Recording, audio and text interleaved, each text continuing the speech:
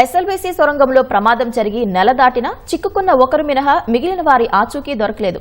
ప్రమాదంలో చిక్కుకున్న 8 మందిలో ఒక్కరి మృతదేహాన్ని మాత్రమే వెలికితీసిన సహాయక బృందాలు 7 కోసం గాలింపు కొనసాగిస్తున్నాయి. అనుమానిత ప్రాంతాలైన D1, D2 వద్ద తవ్వకాలు జరిపినా ఇప్పటికీ కనీస ఆనవాళ్లు కూడా లభించలేదు. ఇక D1 నుంచి ప్రమాదం జరిగిన ప్రదేశం వరకు 50 మీటర్ల మేర సహాయక చర్యలు చేపట్టే పరిస్థితి లేదు. అక్కడ రెస్క్యూ చేపట్టేందుకు రోబోటిక్స్ ను లోపలికి పంపినా ఫలితం లేదు. సొరంగ మార్గంలో ప్రమాదం జరిగి నెల రోజులు దాటిపోయింది. ఫిబ్రవరి 22వ తేదీ ఉదయం 8:30 గంటలకు మొదటి షిఫ్ట్లో పనిచేసేందుకు సుమారు 50 మంది సొరంగ మార్గంలోకి వెళ్లారు. టన్నెల్ బోరింగ్ మిషన్ సొరంగాన్ని తవ్వుతున్న 14 కిలోమీటరు మైలురాయి వద్దకు కొందరు చేరుకున్నారు. అంతలోనే సొరంగంలో పెద్ద శబ్దం వినిపించింది. పెద్ద ఎత్తున నీళ్లు, మట్టి, బురదతో కూడిన శిథిలాలు సొరంగాన్ని నింపేశాయి. ఆ ధాటికి కొందరు నీళ్లల్లో కొట్టుకుంటూ బయటకు వచ్చారు. ప్రమాదాన్ని ముందే గ్రహించి మరికొందరు బయటకు పరుగులు పెట్టారు. కాని 2 ఇంజనీర్లు, 2 టన్నెల్ బోరింగ్ మిషన్ ఆపరేటర్లు, 4 కార్మికులు మాత్రం సొరంగంలోనే చిక్కుకుపోయారు.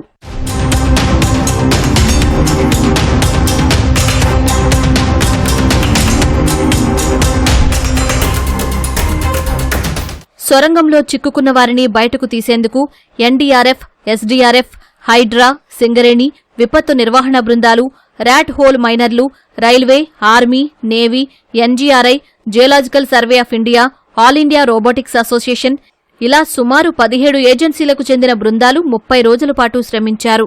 30 రోజుల్లో 11 కిలోమీటర్ల వద్దే ఆగిపోయిన లోకో ట్రైన్ ట్రాక్ను 13.5 కిలోమీటర్ల వరకు పునరుద్ధరించారు. ప్రమాదం జరిగిన ప్రాంతం వరకు విద్యుత్, ఆక్సిజన్ వ్యవస్థను పునరుద్ధరించారు. ప్రమాదం జరిగిన ప్రాంతం నుంచి సుమారు 1/2 కిలోమీటర్ వరకు కొట్టుకువచ్చిన టీబీఎం వెనుక భాగాన్ని గ్యాస్ కట్టర్లు, ప్లాస్మా కట్టర్లు, అల్ట్రా థర్మల్ కట్టర్లతో కత్తిరించి సొరంగం బయటకు పంపుతున్నారు. కన్వేయర్ బెల్ట్ను పునరుద్ధరించారు.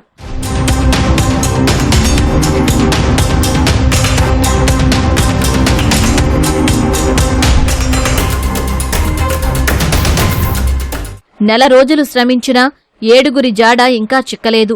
ఎన్జీఆర్ఐ సూచించిన అనుమానిత ప్రదేశాల్లో 4 తవ్వగా ఆనవాళ్లు లభించలేదు. దీంతో కేరళ నుంచి ప్రత్యేకంగా శిక్షణ పొందిన క్యాడవర్ డాగ్స్ ని రప్పించారు.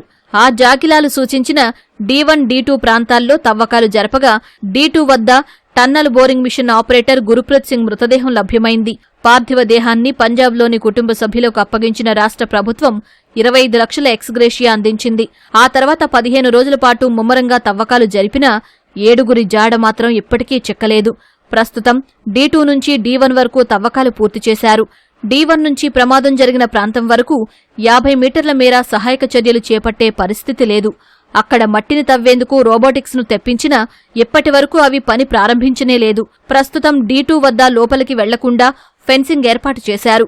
D1 వద్ద మరో ఫెన్సింగ్ ఉంది. అక్కడ టోటల్ స్టేషన్ ద్వారా సొరంగం ఏమైనా కుంగుతుందా అని ఎప్పటికప్పుడు పరిశీలిస్తున్నారు. ప్రమాదం జరిగిన ప్రాంతంలో సెగ్మెంట్లు కుంగకుండా 4 టైగర్ కాగ్నక్లను ఏర్పాటు చేశారు.